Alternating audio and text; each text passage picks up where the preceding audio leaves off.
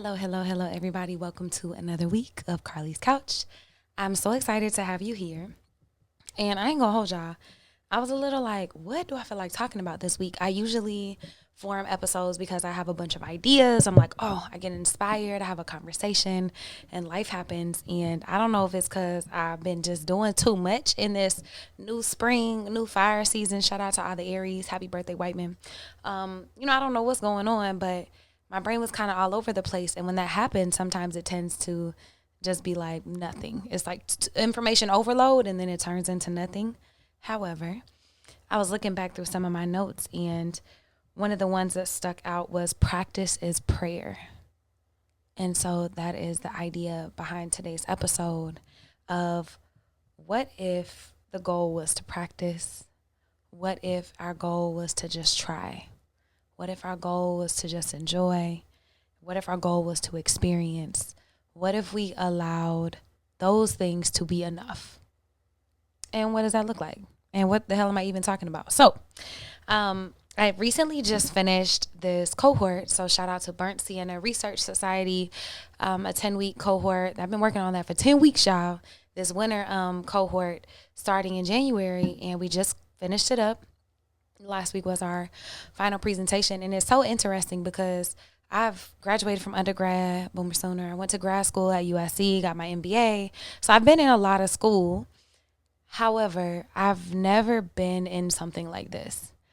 And it was so interesting because it is a business cohort for creative entrepreneurs, social enterprises, multi-hyphenates, people who are outside of the box. And a lot of school is just inside of the box. And it is the same way. You're thinking about grades, you're thinking about assignments, you're thinking about how you get in and the tests and da-da-da-da-da-da-da. Like all these things in society that we've been trained ever since we were little to do. And so I was laughing because even in the cohort, we had assignments and we had prompts and we had things to work on for ourselves.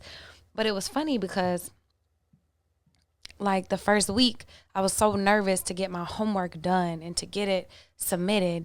And it was a weird process because I noticed in my brain, like I was like, oh man, is this good enough?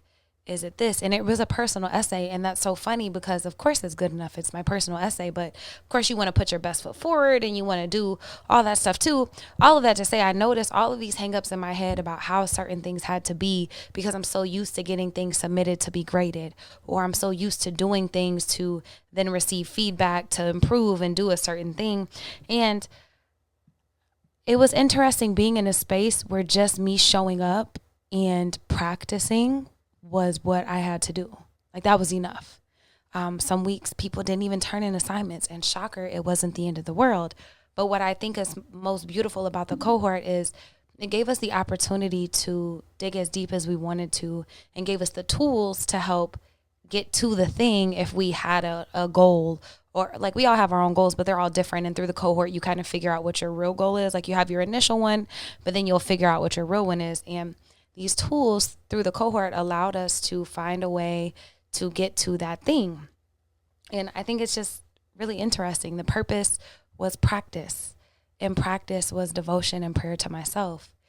And how beautiful an opportunity to be in a brave space where you can show up and work on yourself and share about the things that are on your heart, but it not be right or wrong. It not be a hard and fast has to be done this way, or this is wrong, or this isn't enough. It gave us just a space to be.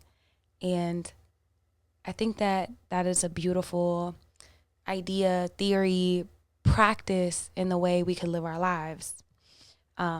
There's nothing to justify. There's no narrative. There's not a trying to get on a 40 under 40 list, which, that's cool too. I'm not judging any of those things. Those are all beautiful. And shout out to you for all the accolades in your life. But I think sometimes that idea of having to do things a certain way or having to think about how the outcome will be received holds us back from creating the thing, from doing the thing. And why hold ourselves back when we could just be here to enjoy, to savor? I did an episode a couple of weeks ago about savoring, and I feel like this is just an extension. Like, what does it look like to create a life in where the presence was the purpose, where the practice and trying and just doing what was on our heart was the goal? Like, what does that look like? And so just sitting with that this week, I don't have any big takeaways outside of I challenge you to sit with what practice looks like in your life. And I'll just give a couple examples of how it's been in mine and maybe some questions and some thoughts to help you be more cognizant of how that's showing up for you, if it shows up at all, or for anybody that you love. So cohort was a big thing about just learning to be present and practicing and using the tools I had to dig for myself. It also gave me a snapshot of how well I'm not good at blocking my time. And so I'm also working on improving that. But another one is I'm I'm launching some products for Holistic coming up soon. And I'm so excited. There's like products I've been working on for years. And I'm like sitting with them like, why haven't I launched them? And I realized what held me back was, oh, I don't know about the numbers. This is something that people are going to want to do. But basically I was looking at things through a business lens, which business owners should do, and I think it's important to do, but I don't think you should ever allow that to keep you from moving forward or launching what's on your heart and allowing that just to be data points. Like, what is it going to hurt me if it's a low investment product? I'm not, losing M's, and then not an opportunity to lose that yet, but what a gift if you are. But what's it going to hurt me just to try something and to put myself out there for a couple products? And so I'm going to challenge myself with that, like to allow the practice to be the process and the prayer of how I'm spending my time and how I'm showing up for myself. I'm so super excited about that and thinking about like what is bringing me joy. This always ties back into Bashar. If you don't know who Bashar is, Bashar. He channels from a higher intellectual being. I forgot what they're called, but basically an alien type person. And if it sounds wild, the idea is a little bit wild, but I don't think it's beyond anywhere else that the world isn't right now. So anyways, Bashar always talks about following your highest joy. Abraham Hicks often talks about the emotional scale and how you following the thing that'll get you to the next level up on the emotional scale. So depressed is at the bottom and like joy and peace is at the top. So what is the thing that's going to get you there? And I think they're great guidelines for our lives. Even when we think about what products do we want to make, what clients do we want to work with, what vacations do we want to take, how do we want to move in our days? Like, do you want to wake up and have a slow morning? Does that bring you joy? Being able to read your book and take care of yourself before you have to tend to clients, filling your cup before you fill everybody else's, or figuring out what your joy looks like. I don't think that we spend enough practice with ourselves and figuring out those things that fill our cups, that bring us joy, that spark that creativity and that inspiration with ourselves. And then the last two ideas are very physical when I think about the practice is the purpose. So I love dancing. I love going to dance class, and shout out to Karma Reigns, Sensuality by Karma with a K. I mean, Karma spelled with a K, but sometimes, people be spelling their name different. But if you're in LA and you want to try a sensual dance class, or you want to try to get back in touch with your body and your sensuality, your masculine, your feminine, whoever you are, not just for women, for all bodies, for all ages, for everybody, which I really love. But she always talks about allowing whatever you get in the choreography to be enough. And if you're like, girl, I can't dance, I can't hold it, but 8 count. If all you get is 4, then freak that 4 count out. Like, have a lot of fun in what you do get instead of focusing on what you don't get.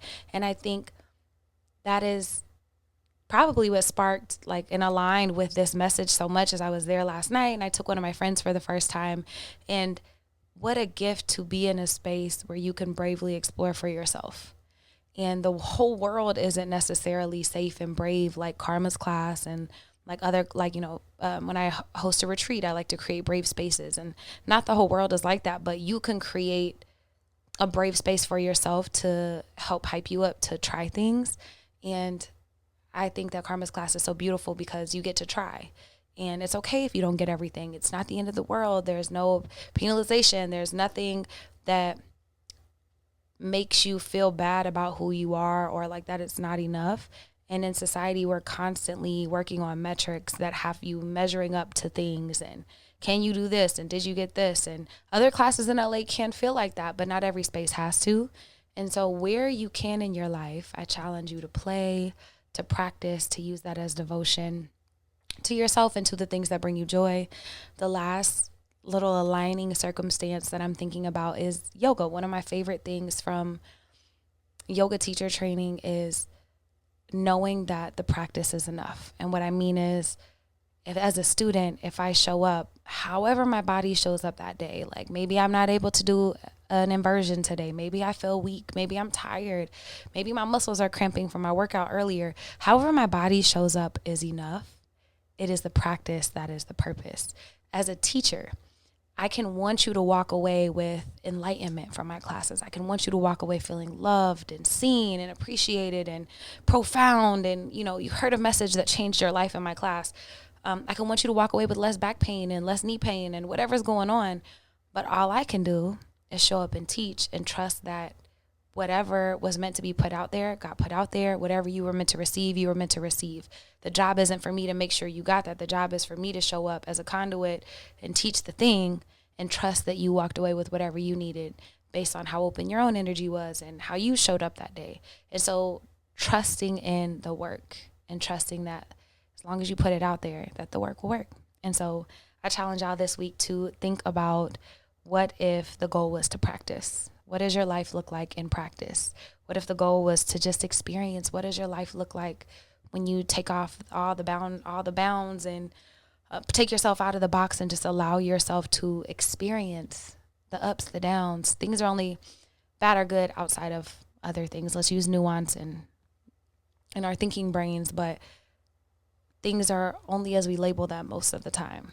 What does it look like if the goal was just to enjoy your life? Like, what could that look like? What if the goal was just to try and to show up and see what life could be like for that? So hit me at Carlie's Couch this week. Let me know, if this resonated with you. Let me know what your life looks like when you're trying, when you're experiencing, when you're savoring, when you're enjoying, when you're practicing. What does practice look like for you? And I will see y'all next week. Bye, y'all.